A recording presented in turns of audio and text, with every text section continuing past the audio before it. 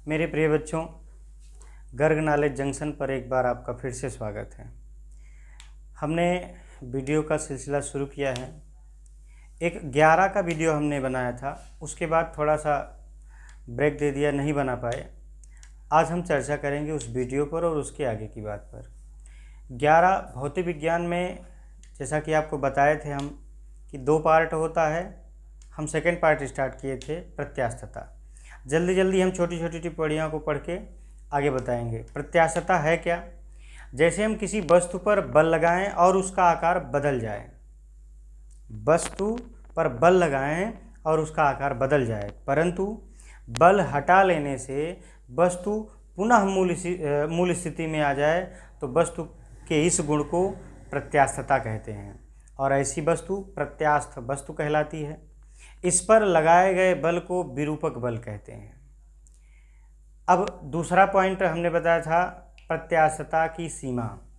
तो जैसा कि आप जानते हैं कि हर एक वस्तु में प्रत्यास्थता का गुण एक सीमा तक पाया जाता है। भाई आप स्प्रिंग को खींच रहे हैं कि स्थिति तक फैलेगी और मूल स्थिति को प्राप्त करेगी, लेकिन अगर उससे ज़्यादा आप खींच दे रहे हैं तो परिणाम क्या होगा कि वो फिर खींची रहेगी, रिटर्न दोबारा अपनी मूल स्थिति को नहीं होगी। तो किसी वस्तु में जिस सीमा तक प्रत्यास्थता का गुण पाया जाता है उसे प्रत्यास्थता की सीमा कहते हैं। तीसरा हमने बताया था, जो कि बहुत ही महत्वपूर्ण है, प्रतिबल, स्ट्रेस, प्रतिबल। तीसरा बिंदु हमने बताया था प्रतिबल। प्रतिबल क्या होता है? वैसे एक इमेजिन करिए, जब हम किसी वस्तु के आकार को बदलने के लिए या उसमें प्रत्यास्थता के गुण को दर्शाने के लिए बल लगाते हैं तो हमारे विरुद्ध एक बल काम करता है, वही प्रतिबल है। तो परिभाषा इसकी क्या है? किसी वस्तु के एकांक क्षेत्रफल पर कार्य करने वाले आंतरिक प्रतिक्रिया बल को, प्रतिक्रिया बल माने हमारे बल के विरुद्ध ये बल काम करता है, आंतरिक प्रतिक्रिया बल को प्रतिबल कहते हैं। और प्रतिबल बराबर होता है उस बल को, जो आंतरिक प्रतिक्रिया बल है, उसे प्रत्यानयन बल भी कहते हैं। तो प्रतिबल बराबर होगा प्रत्यानयन बल बटे क्षेत्रफल। ठीक है, F/A। ध्यान रहे, अगर इसका विमीय सूत्र निकालना चाहो या मात्रक निकालना चाहो तो भाई बल का क्या होता है? न्यूटन, और A है क्षेत्रफल, तो इसका होता है मीटर स्क्वायर। ये इसका मात्रक हो गया। महत्वपूर्ण है इसका विमीय सूत्र।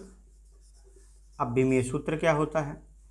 तो बल का विमीय सूत्र आप निकाले हो mLT-2, और इसका निकाले हो भाई क्षेत्रफल का क्या होता है?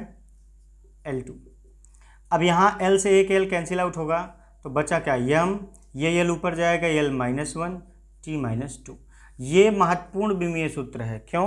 क्योंकि कई ऐसे बिंदु इसमें पढ़ेंगे जहाँ पर यही मात्रक और यही विमीय सूत्र चलता रहता है। अब आई बात इस टाइप ऑफ स्ट्रेस की, प्रतिबल के प्रकार। प्रतिबल कितने प्रकार के होते हैं? तो प्रतिबल 3 प्रकार के होते हैं, ध्यान दीजिएगा। प्रतिबल कितने प्रकार के होते हैं? 3 प्रकार के। नंबर 1 पर है अनुदैर्ध्य प्रतिबल। नंबर 1 पर क्या है? अनुदैर्ध्य प्रतिबल। नंबर 2 पर है अभिलंब प्रतिबल। नंबर 2 पर है अभिलंब प्रतिबल। और नंबर 3 पर है अपरूपक या स्पर्श रेखीय प्रतिबल। ठीक है, स्पर्श रेखीय प्रतिबल। इस प्रकार आपने प्रतिबल के बारे में पढ़ाई किया। प्रतिबल कितने प्रकार के? 3। अगला जो बिंदु है विकृति। किसी वस्तु में होने वाले भिन्नात्मक परिवर्तन को, किसी वस्तु में होने वाले भिन्नात्मक परिवर्तन को क्या कहते हैं? विकृति कहते हैं। ठीक है, भिन्नात्मक परिवर्तन को विकृति कहते हैं।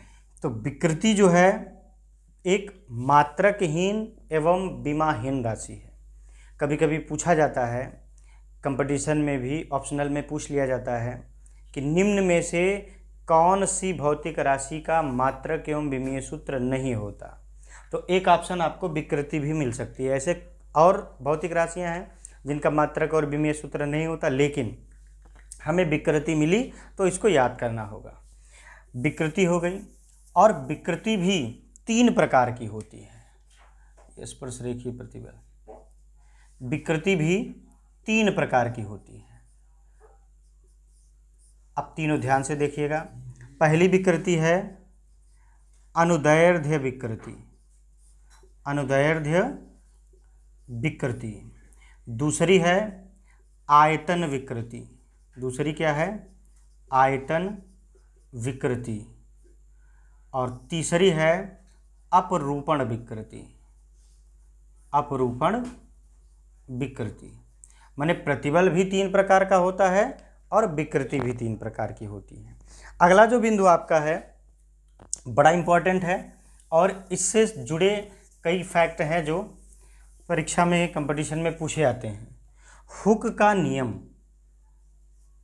हुक का नियम। अब हुक का नियम क्या होता है? एक लाइन बस। वो क्या है? प्रतिबल सदैव विकृति के समानुपाती होता है, प्रतिबल सदैव विकृति के समानुपाती होता है। अब यही हुक का नियम है, इसको और अच्छे से डिफाइन करना है।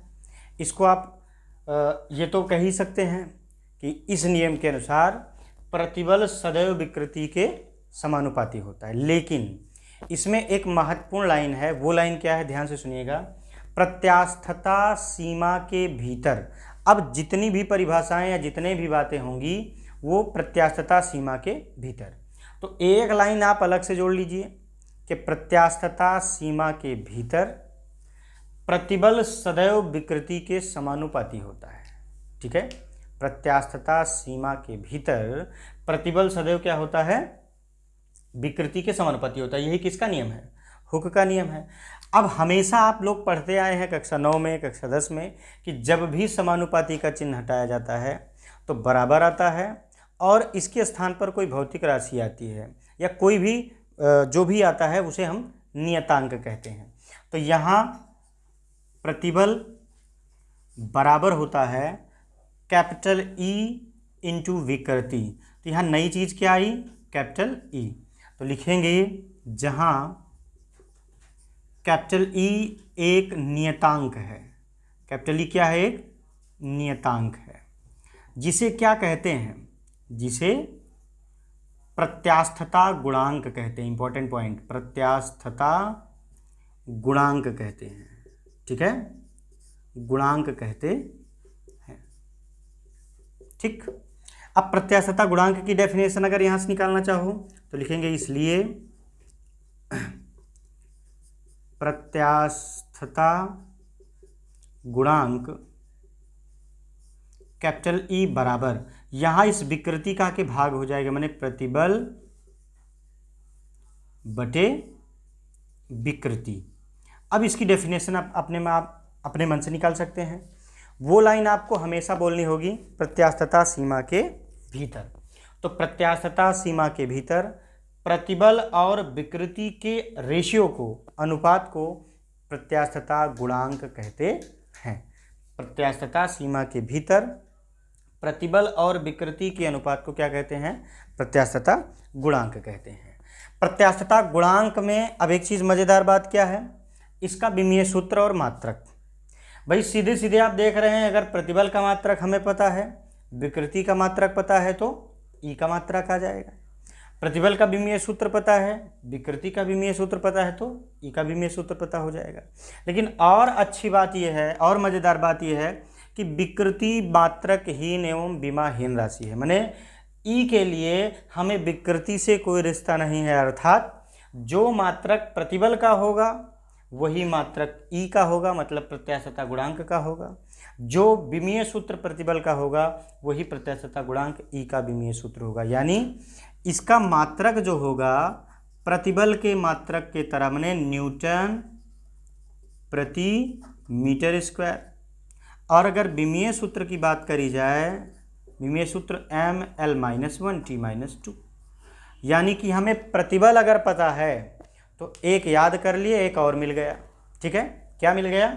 मिल गया इसका प्रत्यास्थता गुणांक का विमीय सूत्र। अब मैं एक और बिंदु बताऊं, जैसे प्रतिबल दो तीन प्रकार के, विकृति तीन प्रकार की, उसी तरह से आपका प्रत्यास्थता गुणांक भी तीन प्रकार का होता है। प्रत्यास्थता गुणांक भी तीन प्रकार के। कौन कौन से? नंबर 1 यंग प्रत्यास्थता गुणांक, इसे y से डिनोटेट करते हैं। नंबर 2 आयतनात्मक प्रत्यास्थता गुणांक, इसको कैपिटल B से डिनोटेट करते हैं। नंबर 3 दृढ़ता गुणांक, दृढ़ता गुणांक, इसे ईटा से डिनोटेट करते हैं। तो मेरे प्रिय बच्चों, इस वीडियो में हमने तीन चीज़ें बताई। प्रत्यास्थता कहते किसे हैं, इसकी शुरुआत, प्रतिबल विकृति के बारे में, हुक का नियम जो कि इस चैप्टर में इम्पॉर्टेंट है, हुक का नियम, हुक के नियम से प्रत्यास्थता गुणांक और प्रत्यास्थता गुणांक के बारे में। मैं ये उम्मीद करता हूँ कि यहाँ से आपको सीखने के साथ साथ समझ भी आई होगी, जानकारी अच्छी लगी होगी। चैनल को सपोर्ट करिएगा, सब्सक्राइब करिएगा और कैसा था कमेंट ज़रूर करिएगा। ये सिलसिला लगातार चलता रहेगा, आपको आगे और जानकारियाँ अगले वीडियो में मिलेगा। बहुत बहुत धन्यवाद।